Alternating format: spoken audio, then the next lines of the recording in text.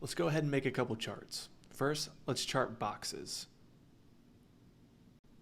Now, StarLifter already has some power tools that are built into charts. For example, you can add a total, a min, max, median, or mean. So it was a good month, a bad month, an average month. A variance, how does this month compare to last month? And prior period comparison. How does this month this year compare to this month last year?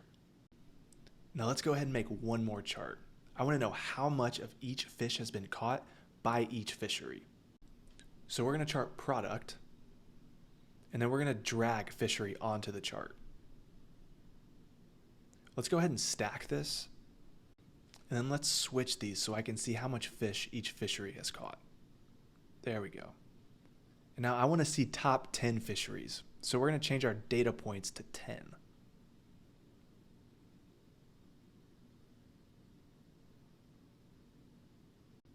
And it's done.